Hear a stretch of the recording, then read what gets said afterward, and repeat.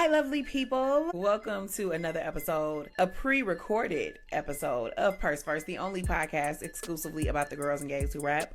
So if you are watching this on Patreon or on YouTube, no, Pierre and I are not dirty. We actually are just, you know what I'm saying, we batching our little recordings or whatever. Because as you're hearing this episode, I'm probably just freshly back from Ibiza. We didn't have time to record, so we did it early because we are trying to be responsible podcasters and make sure that we have content coming out for you guys.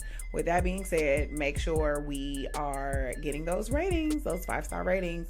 Make sure you're writing those reviews. We are going to go back to reading some of the reviews that we used to get. As an update, I still haven't found out who LaBelle LaFleur is. Oh my God, I forgot about her or him. She's LaBelle? that's still my op, but you know, it is what it is. Pierre, what will we be talking about today for this pre-recorded episode of Purse First? Oh, also guys, make sure that you check us out on YouTube, subscribe to our YouTube channel. It's where you can watch these episodes if you don't just want to listen to them in your headphones. Now, Pierre, what are we talking about today? Now, why are we doing this? Why are we... Y'all, today we are talking about Ice Spice. Is there a reason we are mentioning Ice Spice today? Hear me out. One of the things that several people have mentioned to me over our extended break is that, like, y'all need to talk about how Ice Spice fell off. Her fall off needs to be studied. Because obviously there has been a significant decline in interest in Ice Spice since we last recorded the show. And we definitely took note of that tour. We reviewed the Y2K album. You know, we didn't necessarily like it. It didn't do as well as, you know, the label and the fans expected it to. We definitely saw a decline in interest in Ice Spice. And there were a lot of things that contributed to that. And I think now that it's like almost a year later, it looks like it's permanent, if you will. Like, you know what I mean? It's not like she hit a slow phase. Like, so it was like 2024, it was like she fell off, and now we're damn near done with 2025 and she's still kind of not back on. So we actually thought that, well, I thought. So Pierre, I was gonna Pierre's say, confused. so are you satisfied now? Oh my God, guys, I still will not feel bad for giving her a chance because that is my job as the rap girl auntie to let the nieces. Are you satisfied that she is? Because I know you're telling people her fallout needs to be studied, but we had a whole episode because you was like, her come up needs to be studied because why y'all liking this girl? So now we are studying her fall off, right? I think that two things can be true as one. What they say? The faster they climb, the bigger they are, the harder they fall, whatever the fuck it is. I mean, I can stand on both of those things. But it's crazy because you were right. You were right. And what I want to get to towards, hopefully by the end of this, I want to make the case that those two things are related. The specificity of how fast she became famous is directly linked to how fast she fell off. Okay. Period. Let's talk about it. And I think that there are some insights on just the state of female rap. So, okay, so if you did not listen to the last episode, that Pierre called "Welcome to Class." Okay, welcome to class. Well, If you did not listen to the last episode that Pierre is referring to, go back and listen to episode 32. Spice and These Gen Z Kids is the name of that episode. So okay. If you want to pause this episode right now, go listen to that episode and then come back. Y'all can point out all of my contradictions. Y'all can point, I welcome hold her y'all. accountable. I welcome it. So just to be clear, like what Ice Spice has been up to since like we kind of wrapped last season is really like not much of nothing. Like I think I saw her in the Kate Spade campaign. And most recently, actually, she was in the highest. A movie with Denzel. Denzel Washington. With Denzel and A$AP Rocky. But if you know how television and film work, that is probably something that has been in the making since 2023. When she was really at the height of her career. And that's crazy for her to be in a Denzel movie. Yeah, and by the time the movie comes out, like she's not even like at that place in her career anymore. But I will say I'm proud of her for this, because one of the things we talked about in episode 32, I believe, is, you know, when we were kind of doing research on her, she spoke about how she wanted to be an actress and how she wanted to do things beyond just music. And so to see that that was something that she was actually able to accomplish, I was like, okay, I see you. Perfect.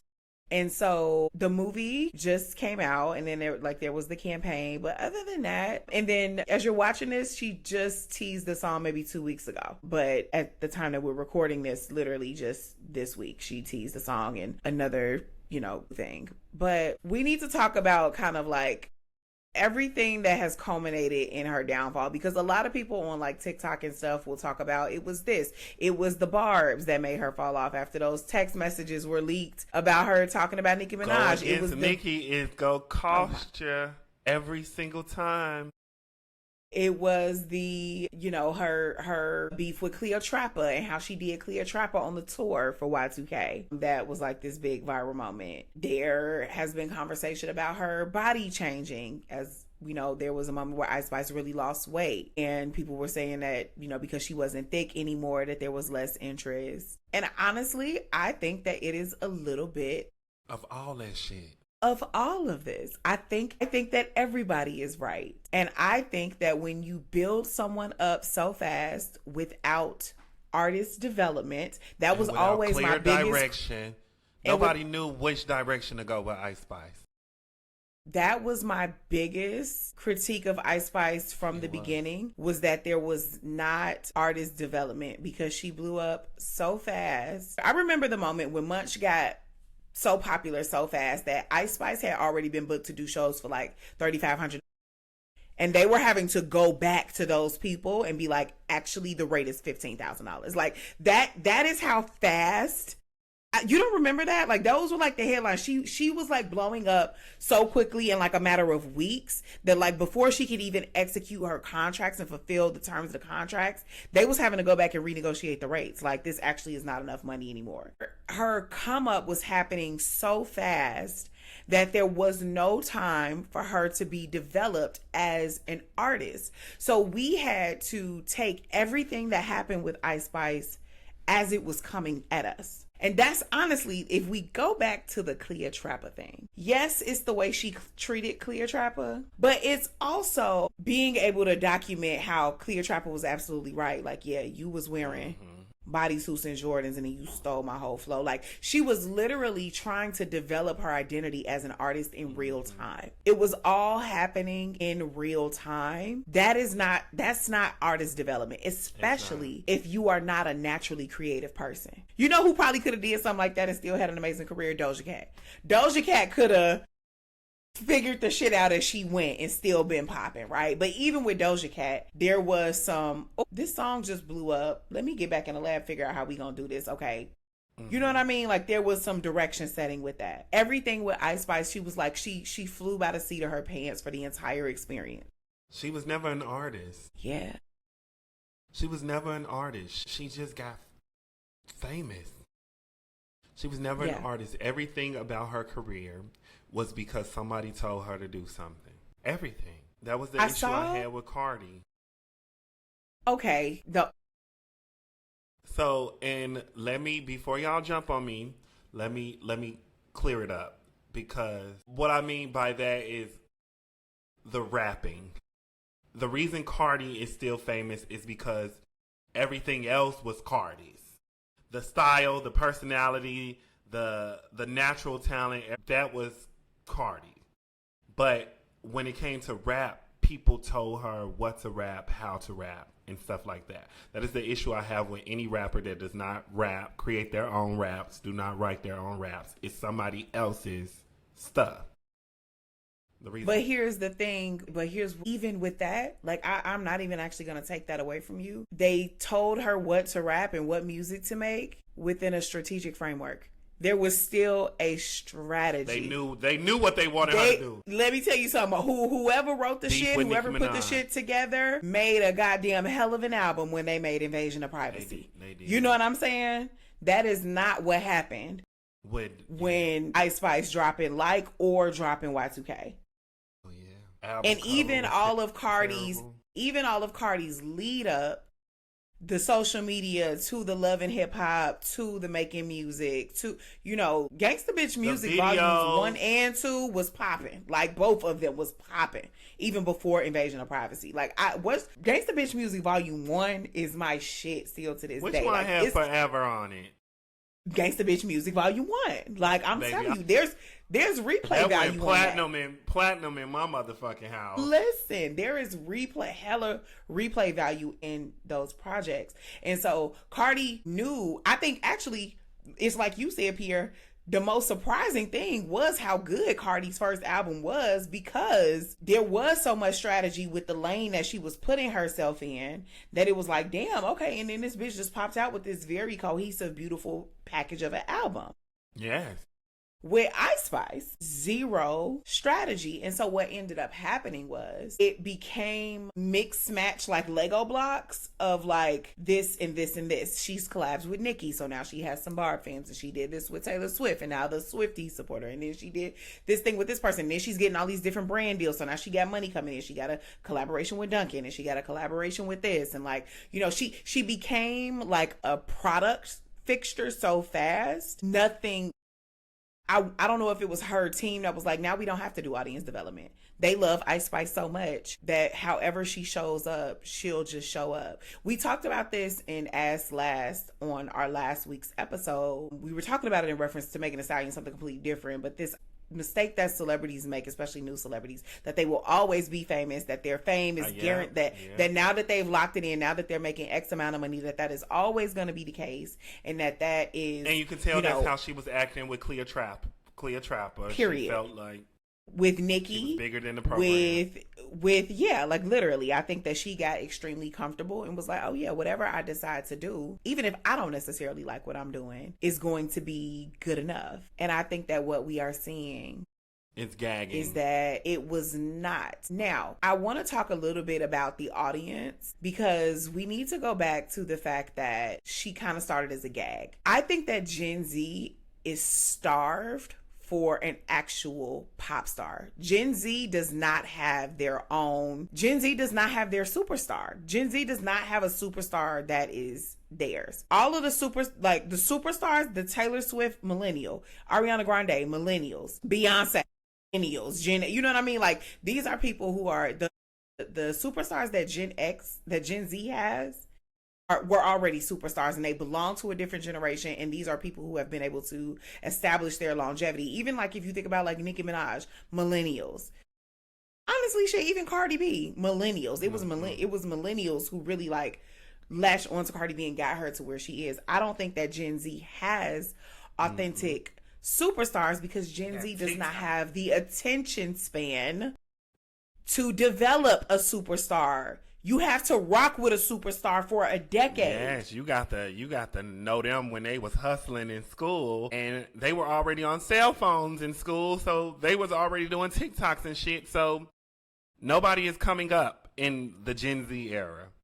That's why the Cypher, and y'all are hungry for a superstar, and y'all want y'all celebrities to be superstars as soon as they hit the streets, and as soon as they do anything. So like when the cracks in the facade start to show, then y'all done with them, because it's not shiny and new and pretty anymore. And so when we see Ice Spice start to have all of these controversies, it's like chop. Like, oh, this is the type of person she is. Like, yeah, y'all didn't get the chance to get to know the bitch before to find out if she was colorist. That's like having a baby with a nigga off the first date. Like, you don't know the nigga enough to like make a big decision like that. Y'all decided that Ice Spice was y'all queen and a princess of rap and and this and that, and she was finna knock Lotto off her throne and fighting with Sexy Red about true religion. Or maybe I'm getting my girls confused. But yeah, that one. Whatever. Like y'all pedestaled this girl and said that she was that bitch and the biggest thing to happen to Coochie Rap. What you say? Cecily hates her. Y'all said that she was the best thing to happen to Coochie Rap. So happy she fell off. You so happy. I'm not happy that she fell off. And look at you. You're like, I'm not happy that she fell off. You happy you were right. Cecily was right. That's because I was. Cecily was always right about this. And we talked about a lot of this in episode 32. And it's just, It really does need to be studied more because if we're really speaking, the industry let her down. The industry... Disagree. To me, the industry let her down. And they're going to do this to a lot of new artists, right? Because we now have enough room for everybody. You know how it's a great thing that there's space for everybody. There's pros and cons to everything. And the con to having enough space to everybody is labels now have enough resources to move on to the next person very quickly, right? Back in the day, they would have had to make Ice Spice happen because, bitch, we just used all of our resources on this one girl. She is in a Denzel movie. She on Dunkin' Donuts. She has to be the pop star. They would have had to travel to some podunk fucking neighborhood in the Bronx or in the South to try to find another bitch to even replace her. Now labels, they can move on to 6 people tomorrow. So you can be done. And I know these artists be calling their labels like, I got an idea. I want to put an album out. These labels will shelve you so motherfucking quick and put you on a shelf and not put you in, not send you no more deals, not send you no more PR, not do any of that after one flop. All it takes is one flop versus back in the day, you had an album that go bad and the labels are like, well, you still owe us three more albums. Let's go. Get in the booth. You still owe us for your advancement. So get in the booth. Where now labels, I don't really even think when you owe people more albums that labels even care. They like, give it to us when you can. Because and have you locked in where you can't release shit else. I personally don't think that the industry let her down. I think that the industry worked exactly how it was supposed to work with an artist like Ice Spice, because that is what the industry does to artists like that. But I think it worked. They made her so big. They made her so big. They made her so big. No, they made her so big because she was so big to them kids. This girl is on Barbie soundtrack. Attention. She's on Barbie soundtrack, and then because at that time she had millions and millions and millions of views and listens, and then when she didn't have millions and millions and millions of views and listens, then they stopped putting her on shit. That's exactly how the industry works. Cecily, they knew she was boring. If our little podcast, if you said it on our little podcast, you know the label saw it. And they was like, we go milk But you assuming that these labels care about talent, and we know that they don't. And that's why I said they don't let her down. We knew that already. They didn't let her down. The labels working exactly how they have been working as of late. And this is how they end up on drugs and end up in the street singing Monster. Because now she is going to be like, what happened? What happened? Ice Spice is kind of on her, because she's still gonna be because she's still gonna be able to get her bookings and stuff for another couple of years. So I think she is. Ice Spice. If Yin Yang Twins to go out there at SeaWorld, if Yin Yang Twins is still getting booked to go to SeaWorld in 2025, we love Yin Yang Twins. We love the Yin Yang Twins. Yin Yang Twins is in our blood. No, they are not. Yes, they are. No, they are not. Do you understand the Whisper song? I was just singing that the other day. Do you understand? But I got this other song, Pull My Hair. That was the first song where people whispered, and it stayed on the charts for like a very long time. It was so creative. Like, wait till you see. Nobody in 20 years is going to be like, oh my God, Ice Spice is... No. But I think literally for the next two-ish years, Ice Spice is going to be able to make a couple 6 figures doing her shows and shit. So I think Ice Spice is going to feel like she has not fallen off, that she is not in her flop, era. The label is not even going to let her release no music. After these, they're going to be like, we got to stop wasting money because distribution costs 6 figures. No, but that's what I'm saying. I don't think it's going to be directly from sales. I don't think it's going to be like from music. I think that she is still going to be able to profit off her celebrity for a while. Like she's going to be getting she's going to be like a social media influencer, and like, you know what she's going to be doing? She's going to be throwing pool parties and shit like Sukiyana. I kind of want to go to one of Sukiyana parties. Yes. But here's the thing: when you're a celebrity, it is so many outlets for you to make some coins on, and I hate when people don't utilize it. Ice Spice, get you a hair brand, get you some orange hair from India, and sell you some tracks, bundles by Ice Spice or something like that. Because music is not ignorant. Sell some panties. That's what Lotto is doing. So I wanted to kind of talk about like some of the things that like I felt maybe Ice Spice should have done differently. So I want to talk a little bit about the criticism around one of these factors that we didn't really just touch on, which is like how her body changed and how the perception and the reception of her changed with that. I think that Ice Spice banked too much on the sexual attention and appeal that she had with men. And I think had she been smarter, or had her team been smarter in terms of positioning her in the market, she would have collaborated with more female artists. Like we know that she collaborated with Nicki Minaj, but these girls are gonna fuck themselves every time when they don't realize that female rap is for female, that women rap is for women. If you do not position yourself as a person who likes for women, being a woman, and is for women, you are going to fumble.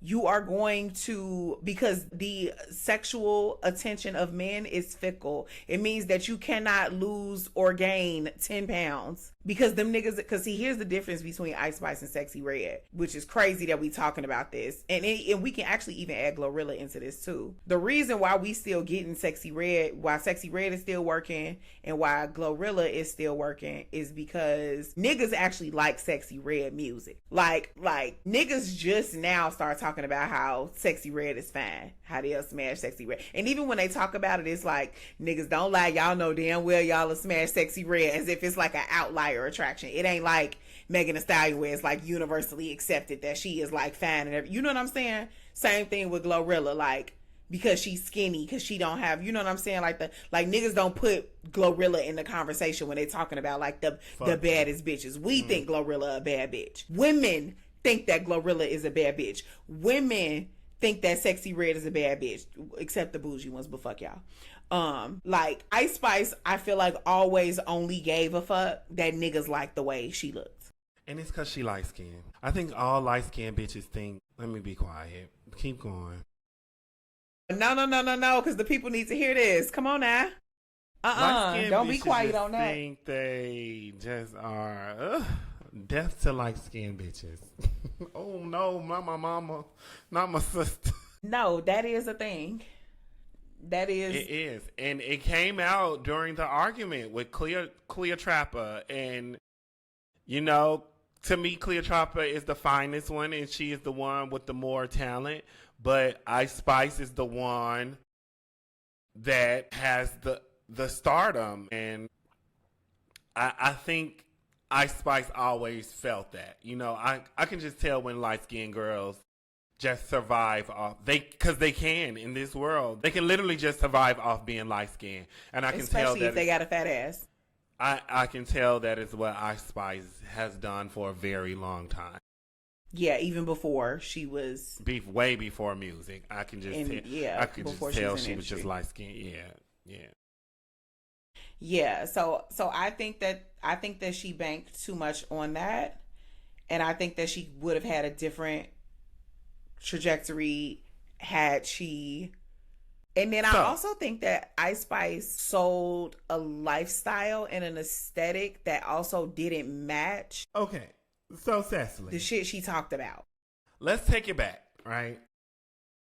Sesali, I say this all the time. Y'all know I bring up this story.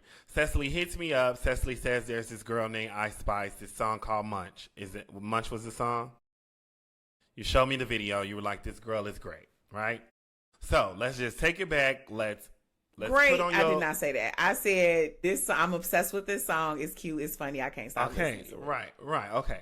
So your A&R head is on. Munch is out. Ice Spice is out. What do you change? Because you always hated that from Munch she just went up, and I just felt like what would you have changed? What would you have changed to the point where by now she would still be Ice Spice? She would still be that girl. You ever feel like somebody sets up a joke and it just ends up never landing? Like you waiting for the punchline and the punchline never comes. Mm-hmm. I feel like Ice Spice intrigued a lot of people when she first came out with Munch and never really fulfilled on the promise of answering any of like the questions that we had. So like the thing with the orange hair, the orange wig in the first place, like it always gave wig. Let's just be honest. It always gave wig. I never really felt like, oh, that's how her hair grow from her scalp. At the very least, even if that really was her afro, it certainly was not that color. So it was like, okay, like what is she trying to say about her own sex appeal or her own, you know what I mean? Like there was almost like a lot of opportunities for Ice Spice to, you know that thing that, pretty girls or, girls with nice bodies do where they try to be like alternative to the beauty standards. I'm like, is she trying to do something like that? Is she trying to be on your face? Yeah. Okay, come on. Because we not finna, because they said she haven't been wearing them since Nikki called her out, but okay. They said she went home and erased them. But girl, shut up. Anyway, so like I feel like the question around like what I would change is like I feel like if the orange hair didn't mean shit, let's let it not mean shit. Okay, we only need to see that for the first video, and then you could have looked like something else on the next one. That would have been sickening I mean? If she. Or now she can do all of this now. If Ice Spice next video she come out late. Because now we've seen her with different kind of hair, but people already had lost interest. Yeah, we've seen her with dark hair. We've seen her with all type of hair. Like now I've seen her with the buzz down, but I thought it was still orange. I never seen her with the. Yeah, we've seen her with like a dark like black hair. Like like she's done a couple of different hairstyles. She's done a couple of different, especially when she's on her red carpets and stuff. And again, I think that's something that happened way too late. She just kept giving us bodysuits, Jordans, orange fro. And nothing else. So, like, I think that is something that it's not something that I would have changed per se. It's something that I wouldn't have kept doing. You know what I mean? Like, it's like, and then I think I also, like I already said, I would have made her more of there was something like, even because like, I'm not going to hold you. Like, she sounded different. Her music was different than what the rest of the music that was out. And I do think that did play a part in like how she was able, because people did actually like some of the stuff. Was it monotonous? And was it like, okay, what else do we do with this? Yes, but like it was different for a while. And I do think that again, she never felt different enough. It was just like a regular bitch from the Bronx making not regular music. And see, that's the thing. Cardi always called herself a regular bitch from the Bronx, but Cardi actually was never really a regular bitch from the Bronx. Cardi always had this big personality. Cardi always, like, her fashions, her videos, like she always was outside of the box. She always was super creative. It was always a production. It was her.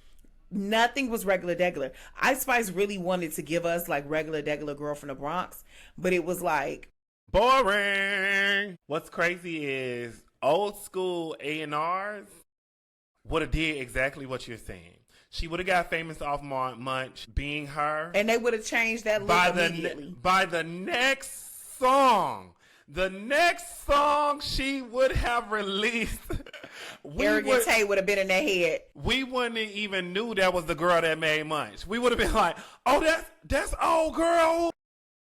A&Rs would have. And it could have been an equally weird look.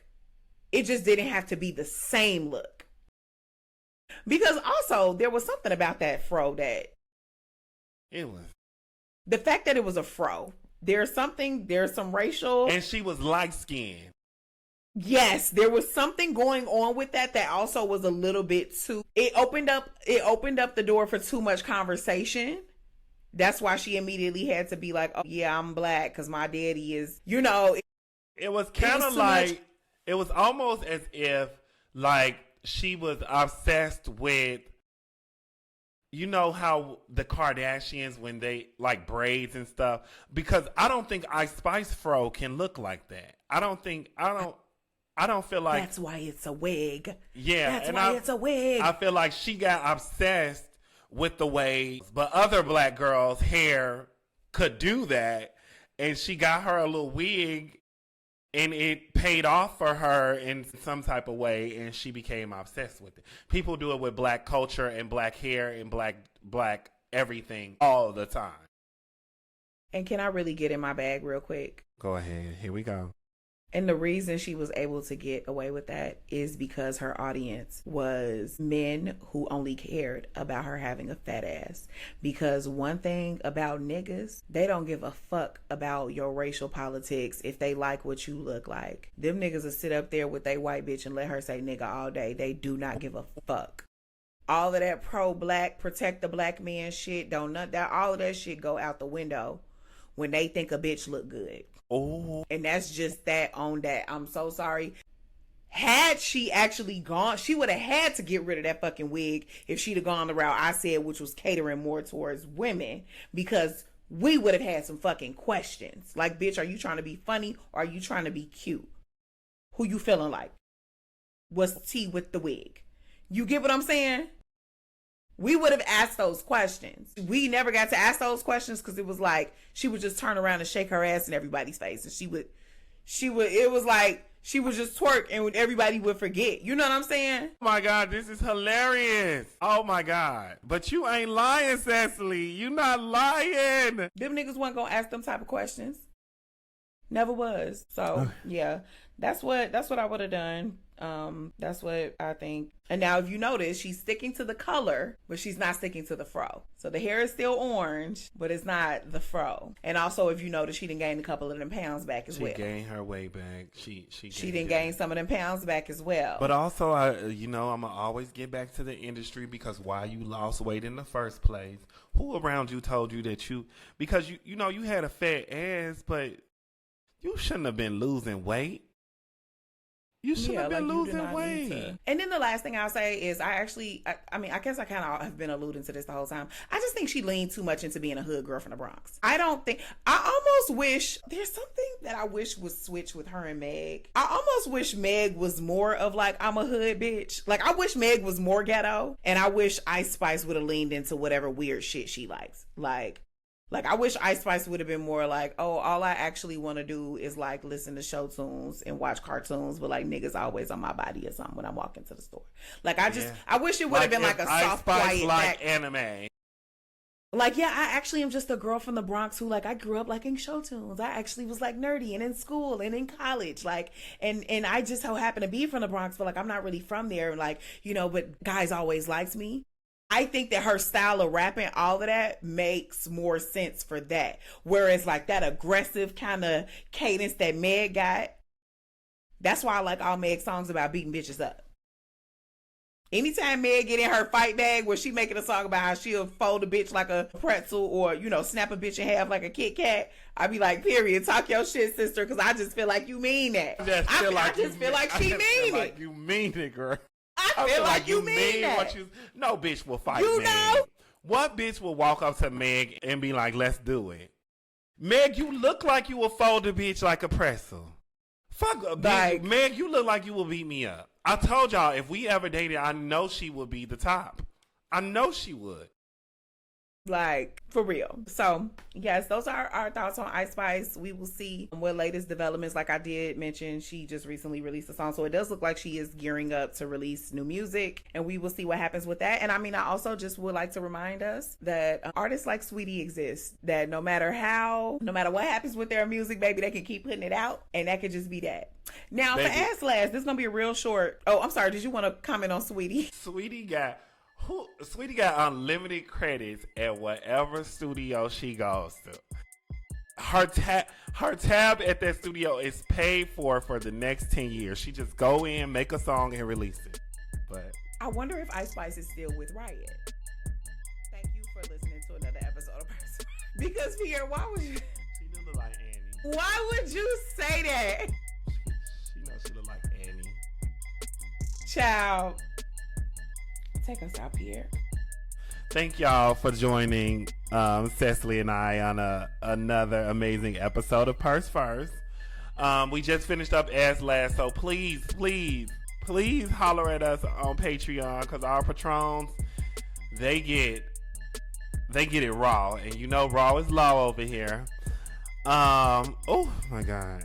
We got to wrap this up. I don't know what is going on. Follow us on social media at Purse First Show. If y'all have any questions, things y'all want to talk to us about, feel free to send us an email. Just share your thoughts on Ice Spice. PurseFirstShow@gmail.com. And if you want to support us, subscribe to the Patreon. Like Pierre said, it's only $5 a month. You get bonus content, all type of stuff. And also greetings from Ibiza.